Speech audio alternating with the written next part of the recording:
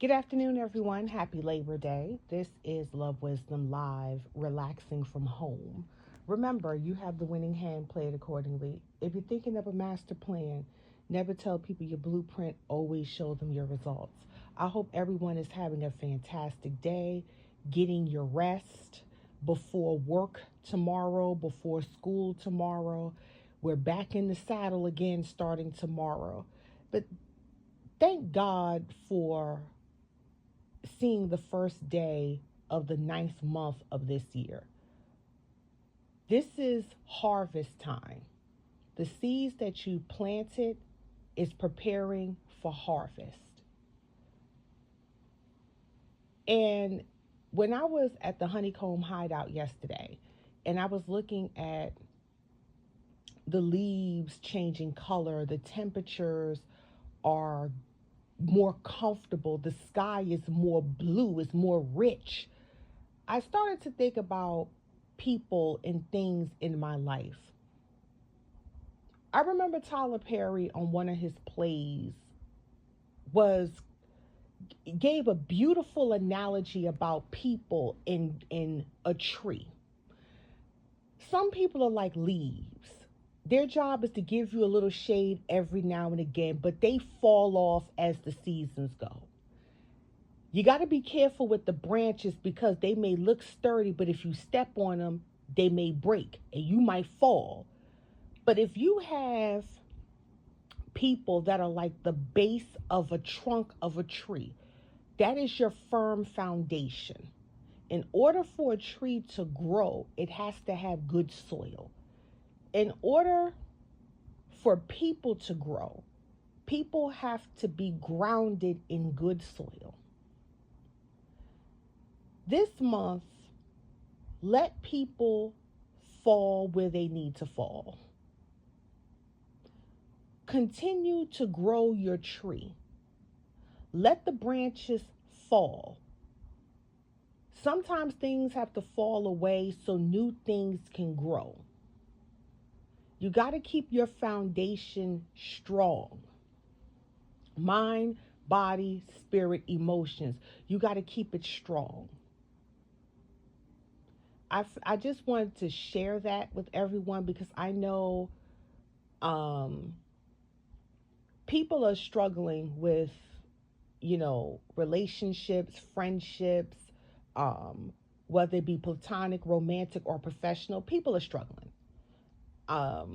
People have a hard time letting people go. That's one of the things I'm working on, like really learning how to let people go because I'm the type of person I see the good in everybody. So it takes a long time for me to give you the boot. Like once I give you the boot, you are done. And that means I have kind of like tried my best, to stick in there, to hang in there with people. But sometimes y'all got to let the good Lord um, shift people away, whether it's temporary or permanent. Sometimes we got to let the leaves and the branches just go about their way so your tree can continue to grow. So I just kind of felt like I wanted to bring that up.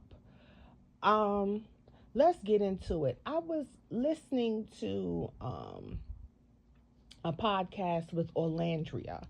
So Orlandria was a contestant on Love Island, and her story with another contestant named Nick captivated like the world. She's a dark-skinned black woman, absolutely stunning. He's a very good-looking Caucasian man, and their love story just unfolded. And it gained a little bit of controversy as well as like just this captivating this if everyone is like they what they call them Nicolandria, like they done created a name for them. And she was talking about, as a dark skinned woman being loved out loud. And it's something that you usually don't see. And when you see dark skinned women being loved out loud, it's usually done by someone outside of the community. And People love to be woefully obtuse. It's when it comes, like I said before, and I'll say it again, nobody likes a confident, dark skinned black woman. Nobody does. If you're confident in your skin, you're confident in your intellect, you're confident with who you are, society doesn't like that. For a dark skinned woman, there's already a curation wrapped around our existence. You either got to be a 304, you got to be loud, you got to be overweight like a mammy, um, you got to be tatted up. There's already a curation thrown at you. When you're outside of that curation, society is kind of like, hold up, hold up, hold up. You need to get back in this box. Dark skinned women right now, today in 2025, when it comes to being loved out loud on a mainstream level, we don't see that. Now, as an early millennial who grew up in the 90s, dark skinned women was loved out loud. We had the Cosby Show. We had the Fresh Prince of Bel-Air with the original Aunt Viv. We had the Parenthood. We had Moesha. Dark-skinned women was being loved out loud. Excuse me. On sitcoms. We saw the beauty of dark-skinned women in the 90s. Loved out loud. Something happened around 2003 to like 2005 where you saw the slow fading away of dark-skinned women being in mainstream. You start to see more racially ambiguous women, and they were the love interest. Whereas dark-skinned women was kind of seen as the side chick or the sidekick. And she was loud, she was ghetto, she was obnoxious, she was always chasing for validation. Whereas in the 90s, dark-skinned women was hella confident because they was being loved out loud. So to fast forward to what Orlandria is saying, I believe Orlandria is, I think she's Gen Z. I think she's early Gen Z. They haven't seen that. They haven't seen dark-skinned women being loved out loud. They have seen dark-skinned women being dragged for filth. They have not seen dark-skinned women loved out loud. They've seen the fetishization of dark-skinned women, but they haven't seen that genuine love out loud. And let's be real. When you look at interracial couplings, most of it, when it comes to like the black community, most of it is dark-skinned women and white men. Or dark-skinned women and Hispanic men, etc., etc. And they are loved out loud. Okay? You don't get that within the community because what's shown on social media in mainstream is that dark-skinned black women know they don't deserve that. Let's look at Power, for example. Tasha, played by Naturi Norton, she's a dark-skinned woman, but look at how her character was portrayed compared to Angela, who was Latina. Ghost showed more love to Angela. He cried over her death. He was more stricken by her death than the death of his own dark-skinned daughter. And the way he treated Tasha, and yes, we know Tasha was scandalous. I'm not going to take that away. But the way Ghost treated Tasha compared to how he treated Angela, that's a perfect example of dark-skinned women not being loved out loud in the media. Tasha was scandalous based off of Ghost's actions. Right? The things that are said about dark-skinned women out loud on mainstream media and social media. So dark-skinned women like Orlandria don't really see the love. I'm not saying dark-skinned women are not being loved out loud outside of social media. They are. Right? You have Black Couple Revolution, you have Black Love, where you see black men with dark-skinned women, right? You see that. You see it. And shout out to those pages. You see that. She's talking about mainstream media and how that affects dark-skinned women and girls growing up, coming of age, being an adult in a society that when it comes to love for dark-skinned women, that's few, far, and in between on mainstream media. So when people are trying to be woefully obtuse saying, well, black men love dark-skinned black women out loud, interracial dating, that's not a flex. It's giving white savior complex. Some of y'all need to check. Some of y'all need to check y'all biases at the door. Like I said, no one likes a confident, dark-skinned black woman. Nobody likes that. But there's another piece to that. Whenever dark-skinned women are being loved out loud, it's always minimized. Oh, it ain't that serious. It ain't a flex. It's giving this, it's giving that. Y'all, as a society, even when she is loved out loud, you don't want that because you'll minimize it. Well, interracial dating is not a flex. We know it's not a flex. People have been interracially dating since the age of Rome, since the time of Greece. Okay? Persia. Interracial dating is as old as time. We know that, but we're talking about mainstream media. And y'all still find a way to minimize Orlandria's story. It's not giving white savior complex. That's not what she's doing. She's simply explaining her experiences, right, as a dark-skinned woman. She's also explaining, being loved out loud by somebody who genuinely cares about her. That's another piece too.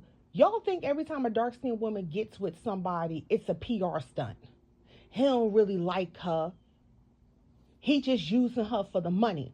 Because on the flip side, you have an incident where I think her name is Janaya, and she was dating a Latino guy. They both came off of reality TV and come to find he does not like black women, specifically dark-skinned black women. He was calling her all kinds of names with his friends, and you saw some of the interactions between them that he really didn't like her like that.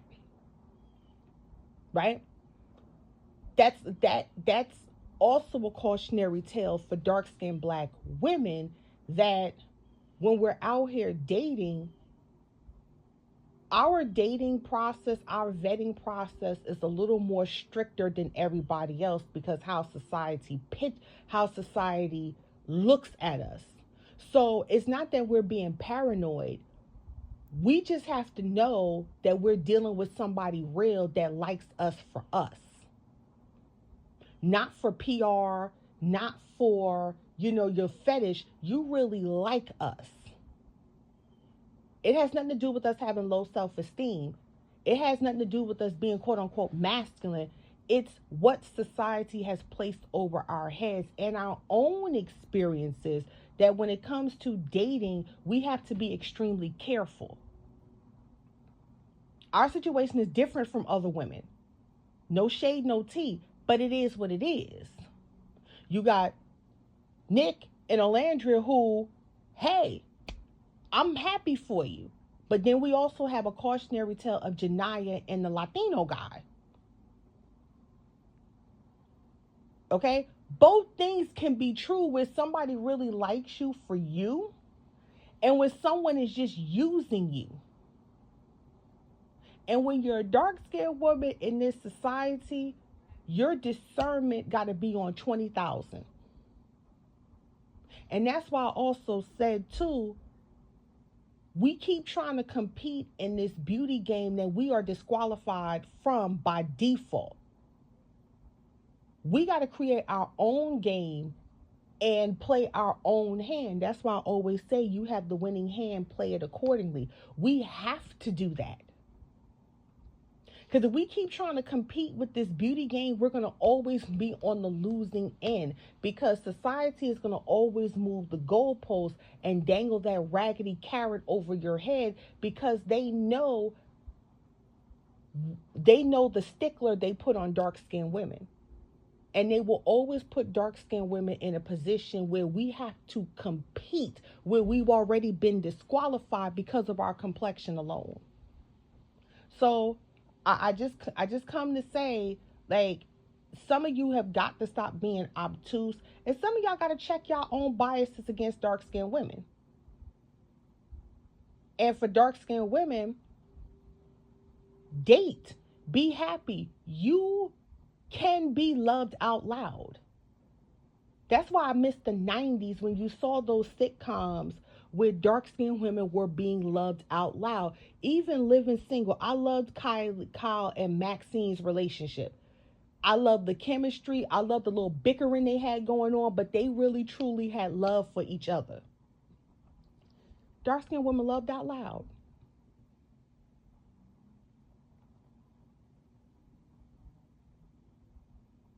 You can and will be loved out loud. It's a beautiful thing when someone loves you for you.